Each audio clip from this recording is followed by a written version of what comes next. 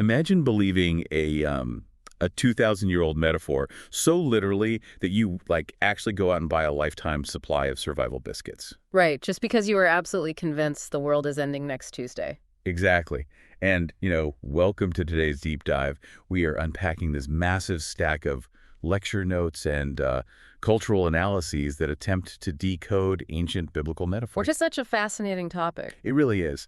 Our mission for you today is to explore how misreading just a few incredibly simple words, it was like food, hunger, and famine, has led humans to do some wild things. Yeah, everything from abandoning the greatest spiritual teachers in history all the way to, well, hoarding doomsday supplies in our modern era. Right. And where do we even start with this? Well, the central thesis we are exploring today revolves around a very specific concept from the book of Matthew. It's this idea of giving food at the proper The time. food at the proper time. Got it. Yeah. We are going to look at the underlying mechanics of why humans are constantly starving for truth while simultaneously stuffing themselves with the psychological equivalent of expired thousand-year-old bread. That's such a vivid image. Let's start right in with those doomsday biscuits you mentioned, because the lecture we're analyzing opens with this wildly illustrative incident. Oh, the Master Jinghong story. Yes, it perfectly captures what happens when a sweeping philosophical metaphor is like shrunk down into a literal physical panic. It is a phenomenal case study in the dangers of literalism. So Master Jinghong essentially took these ancient biblical warnings about an impending end times famine, and he preached a strictly literal, apocalyptic interpretation to his followers. And he didn't just keep it vague, right? No, not at all. He put a hard date on it. He told his congregation that the world was going to end in a massive famine right before December 21st, 2012. 2012, of course. And his followers, they didn't just sit around and pray about it. They actually mobilized in sheer panic. They did. They went out and bought up absolute mountains of Taiwanese compressed survival biscuits. Just mountains of them. Yeah, along with massive quantities of red candles for whatever reason, which ironically gave the Taiwanese economy a completely unexpected and massive surge. Wait, really? The economy actually noticed. Oh, yeah, it was a huge boost. But the text details is a fascinating psychological phenomenon that happened next with these people. What happened? Well, these followers became so intensely gripped by the anticipation of this literal famine that some of them experienced mass psychogenic illness. Wait, you mean they were hallucinating? Just from anxiety? Yes, literally hallucinating. The reports claim that people were so terrified they actually thought they could see the Earth stopping its rotation. That is wild. Or that the sun had suddenly gone dark in the middle of the day. Their brains were so overloaded with this literal interpretation of an ancient text that their sensory perception just essentially broke down. It really shows the sheer neurological power of a misread text, doesn't it? It absolutely does. If we step back, though, what is the argument for why this literal reading is fundamentally flawed? To play devil's advocate, famines and earthquakes are very real historical threats. They are, and the argument presented by the analysis is one of historical scale and probability.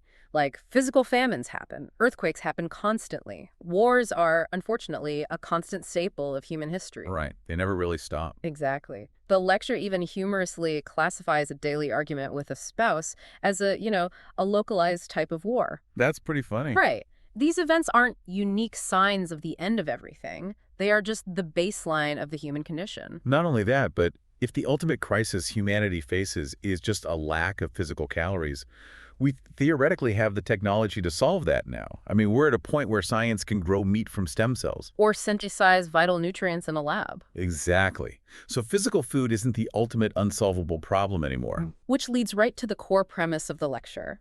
The famine these ancient texts are talking about isn't a lack of calories at all. It's an existential starvation. Existential starvation. Yeah, it's a severe, debilitating lack of meaning, purpose, and truth. I do want to challenge that just a little bit, though. Yeah. Because for a large portion of the globe, a literal lack of food is still a terrifying, visceral reality. It's kind of hard to tell someone who hasn't eaten in 3 days that their real problem is a lack of existential meaning. Oh, that is a vital distinction. Yeah. And the material does not dismiss the reality of physical suffering at all. Rather, the authors of these ancient texts are taking that visceral, universal terror of a starving physical body, and they're using it as a diagnostic tool for the human condition. How so? The argument is, the panic of an empty stomach. Now imagine that exact panic, but in your consciousness. It's an existential void that affects everyone, including, say, a billionaire who has a private chef and has never felt a pang of physical hunger in their life. Okay, that makes sense. So if the famine is a deficit of meaning, then the food they are desperately looking for must be spiritual truth. Precisely. And this introduces a profound analogy from the text, the idea of the spiritual supermarket. The spiritual supermarket. Yes. The core idea is that, just like physical food, spiritual food has a shelf life. It can go bad. That's a great way to put it. I mean, we are so meticulous about our physical food. You go to a butcher, you ask if the meat is fresh, you inspect the produce. You wouldn't buy a rotten apple. Right. If someone handed you a loaf of bread that had been sitting in a damp room since the Middle Ages, you would throw it out immediately. We have this deep biological instinct to protect our bodies from pathogens. Yet the lecture argues we completely abandon that instinct when it comes to our minds. People consume spoiled or even toxic ideologies constantly. That's so true. We just let anything into our heads. And there is a tragic adaptation mechanism at play here, too. If you are surrounded by the smell of rotting meat long enough, your brain undergoes olfactory fatigue. You literally stop smelling the rot. Exactly. It just becomes your normal. We see that all the time in echo chambers or, toxic work environments. People get so used to a poisonous culture that they think it is just how the world naturally operates. The text actually connects this dynamic to a very old reference from the book of Isaiah, chapter 55, which issues this paradoxical invitation. It says, "Come, buy wine and milk without money and without cost." Wait, buying without money? That doesn't make logical sense. Unless the currency isn't financial. You hit the nail on the head. The currency being referenced is attention. It is your focus, your energy, and your willingness to listen. Ah, attention as currency. Yeah, and the tragedy Isaiah points out is that people constantly spend their life energy, which is their most valuable non-renewable currency, on concepts that do not actually satisfy their internal hunger. The lecture provides a really striking example of this that I want to dig into. It talks about a hypothetical person who studies a profound philosophical text, like the Tao Te Ching, for decades. Right, someone who just dedicates their life to it. Exactly. They pour all their energy into it. But after 20 years, their character hasn't fundamentally changed. They still do not know how to actually navigate life. From the perspective of the text, that person is eating spiritual food that leaves them entirely empty. But let's look at the mechanics of that. How is it possible to study something so deeply and get zero nutrition from it? Is it just cognitive dissonance? It is often the illusion of knowledge. We confuse intellectualizing a concept with actually metabolizing it. Well, that's good. Like, you can memorize the nutritional facts on the back of a cereal box, right? But reading the box doesn't put calories in your body. In the same way, memorizing verses or debating philosophical nuances doesn't change your character unless you actually apply it. Which raises a huge practical question for anyone listening. I mean, how do you actually run a diagnostic on your own beliefs? How do we know if the spiritual food we're building our lives on is fresh or if it's expired? The metric provided by the analysis is actually very pragmatic. You observe the behavioral output. Behavioral output. Yeah. Fresh spiritual food animates you. It actively changes how you respond to stress, how you treat your neighbors, and how you view your own ego. And expired food. Expired spiritual food fills your head with complex, hollow theories, but leaves you behaviorally paralyzed. You might win debates online, but you remain chronically anxious and spiritually lethargic. That idea of behavioral paralysis leads us chronologically to a massive historical misunderstanding of this exact dynamic. We are jumping into the life of Jesus now, specifically in the Gospel of John, chapters 4 and 6. Oh, this is such a good part. It's where taking a metaphor literally turns into an absolute public relations disaster. It really is a masterclass in miscommunication. The setup is fascinating because it exposes the sheer density of human literalism. So Jesus tells his disciples, "I have food to eat that you know nothing about." And his closest friends who have been traveling with him completely miss the existential meaning. They don't think, oh, he is sustained by a higher purpose. No, not at all. They look at each other and assume someone snuck him a sandwich. The text we are analyzing actually points to the cultural equivalent of a rougeamo, a traditional Chinese meat-stuffed bun. They literally think he is hiding a snack from them in his robes. Which is so comical. Yeah. But it underscores that cognitive barrier between physical and metaphysical thinking. And this barrier scales up dramatically right after this. Yeah, shortly after this, Jesus performs the miracle of the loaves, essentially multiplying physical bread to feed thousands of people. So he gives them exactly what they want, a free physical lunch. And a massive crowd starts following him everywhere. Because they want a reliable supply chain. Exactly. But the text notes that Jesus immediately rebukes this motivation. He tells them, "You were only looking for me because you ate the loaves and had your fill. Do not work for food that spoils, but for food that endures to eternal life." But the crowd pushes back. They demand a system. They bring up Moses, saying, Moses gave our ancestors manna from heaven in the desert. He provided a daily physical ration. What is your trick? Right, they want the daily handout. And this is where the PR disaster hits its climax. Jesus doesn't just say he has access to this eternal bread. He claims he is the true bread from heaven. And then he escalates the metaphor to an aggressive extreme. He really goes for it. He does. He tells them that to have life, they must eat his flesh and drink his blood. And you have to remember, to a first-century audience steeped in strict dietary laws, this is a deeply offensive, horrifying thing to hear. The crowd is completely revolted. They think he is advocating for literal cannibalism or initiating some dark, forbidden ritual, and they just walk away. Thousands of people abandon the movement on the spot. From a modern marketing perspective, it is a catastrophic failure. It really is. Let's unpack the psychology of that moment. If you are a teacher trying to build a lasting movement, why wouldn't you just de-escalate? Why not just say it's a metaphor, right? Yeah. Why not pull the crowd back and say, hold on, guys, don't leave. It's a metaphor. I'm just talking about internalizing my teachings. Why let your entire audience walk away disgusted? Well, the analysis of this event suggests that the confusion wasn't an accident. It was a deliberate filtering mechanism. A filter. Yeah. Jesus was intentionally using the visceral shock of the metaphor to shatter their literal expectations. He was weeding out the consumers, the people who only wanted their bellies filled without having to do the hard work of changing their hearts. So he is intentionally creating cognitive overload to see who is actually committed to the deeper truth. Precisely. The text draws a vital distinction here regarding how we process truth. Hearing a profound idea is merely the equivalent of going to the market and buying ingredients. But doing the truth, taking action, changing your behavior based on that idea, that is the actual process of eating and digesting the meal. Exactly. The crowd wanted to be spoon-fed calories. They didn't want to do the agonizing work of chewing and digesting a new way of life. But not everyone leaves. Peter, one of his main disciples, stays. And what is interesting is why he stays. Yes, Peter's response is an exercise in profound logical deduction. When Jesus turns to the 12 disciples and asks if they want to leave too, Peter doesn't claim to suddenly understand the cannibalism metaphor. He doesn't say, oh, I get the symbolic layering. No, instead he says, Lord, to whom shall we go? You have the words of eternal life. It is such an impressive display of intellectual humility. I mean, he recognizes the teacher's core validity based on past evidence, so he decides to sit with the extreme discomfort of not understanding the current lesson. Because he trusts that the explanation will come eventually. Right. It is a stark contrast to modern consumption habits. Today, if a concept isn't neatly explained in a 30-second video, or if it challenges our preconceptions too aggressively, our instinct is to just scroll past or cancel it. Peter models the patience required to actually metabolize complex truths. And that brings us right into our modern reality. Because if the core lesson of these ancient metaphors is that humans cannot live on physical bread alone, then why is humanity still, across the board, completely obsessed with the physical world?